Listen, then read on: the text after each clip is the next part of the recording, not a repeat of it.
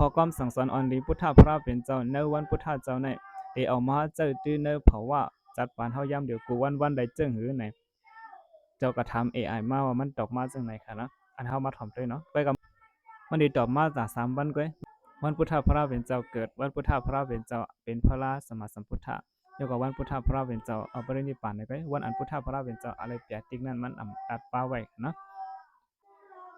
อันนี้เจ้ากระทำเป็นไผ่ไทยเสร็จเลยขึ้นมาเป็นไผ่ใต้นั่นนะวันพุทธพระเป็นเจ้าในเป็นวันอันเฮาคึงลีคุกคนวนใครถึง3รองตั้งในพุทธศาสนา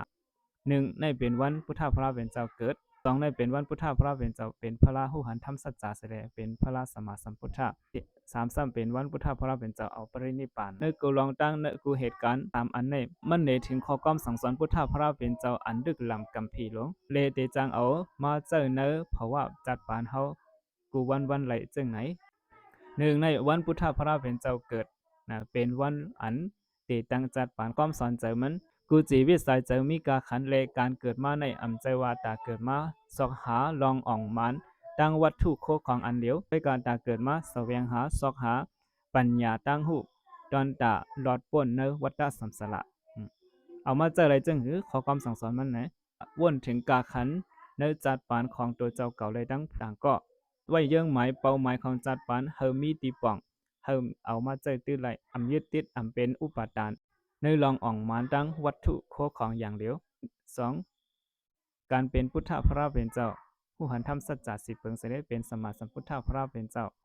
เป็นการป่องเจอลองเต้เนจัดปานคำสอนเป็นอริยสัจจะสีเปิง1ทุกขสัจจะ2สมุทัยสัจจะอันเป็นลองตั้งเฮ็ดให้ทุกขเกิดเป็นมา3นิโรธาสัจจะอันทุกขหมดสุดเย็นหาย4มรรคสัจจะเส้นตั้งลอกไล่แต่ให้ถึงที่ทุกขหมดสุดเย็นหายในลอกไล่ตั้งสายกลางเอามาเจออะไรจึงหือไหนเมื่อทบปัญหาตั้งอย่าผิดมาไหนถ้าเจอปัญญาตั้งหูวนหาเงาหักลองตั้งแหละลอกไล่แต่เตเกลิดลองอย่าผิดลองปัญหาเจอนั้นยึดติดเป็นอุปทานจอมเจอชีวิตจานปานเฮาเพ่งเป้งโยป่วนตีในลองสอกหาตั้งสุขะกัดเย็นนั้นก็ติ๊กเต็งติ๊กเงียนตัวเจ้าเก่า3วันพุทธพระเป็นเจ้าเอาปรินิพพานเป็นวันหมดยศสุดสิ่งของลองตั้งทุกขะขอความสอนกูเจอกูลองมันกึมมีอีสังเตเฮาเตยึดถือยึดมันไหลนั้นก็เตยึดกับมันไหลกว่าต่อโจทวระเป็นอนิจจทุกขะอนัตตาเว้ยฝึกปล่อยวางอยู่อุเบกขาเมื่อย่าลองเลกลายนั้นก็ลองรู้สุมามีสติอยู่กับปัจจุบันยามต่อเหลียวพุ่งซานใจพุ่งผิวอยู่จอมอดีตอันป่วนมานั้นก็ในอนาคตมือหน้าโอหุบคำสอนในวันพุทธาในเตมันไว้นักเหนือเรื่องปัญญาเลยทั้งลองเมตตาลองยึดติดเป็นอุปาทานและลองเจอจัดปานเฮามีสติ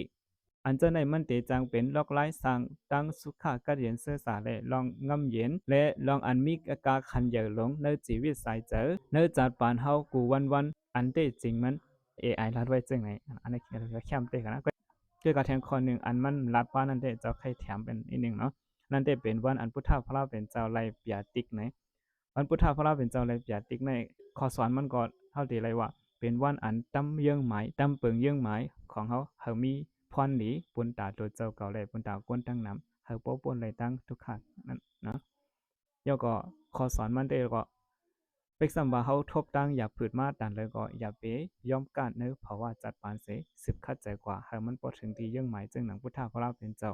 จึงหนังเจ้าระเซสุเมธามันเจ้าทบตั้งอย่าผืดมาจึงหือก็ย่อมการในมือพ้องมันเจ้าแถมสร้างปรมีสีอสังเขปใบเส้นกำผาเข้าตั้งหึงนั่นหลวงนั่นนะอันนี้ดีเป็นอันเอากุ้งมุนเดเป็นอันดียองนำใจพุทธพระเป็นเจ้าเต้ๆเนาะหนอร้องพุทธพระเป็นเจ้าเต้ๆย้อนปนั้นเลยเขาหลไว้เยื่องอันเขามันมีพรดีบุญตาตัวเจ้าเก่าและบุญตาก้นตั้งนำเนื้อรอกการในเขาบ่ไรกัดเย็นเสื้อสาเขาบ่ไรพ้นตั้งทุกขณะเนาะเอาหลเอาเมตตากรุณามุทิตาอุเบกขาเสือเส้นตั้งกว่านะหนังหือรอกาเขาบ่ได้กัดเย็นเสื้อสานั่นนะ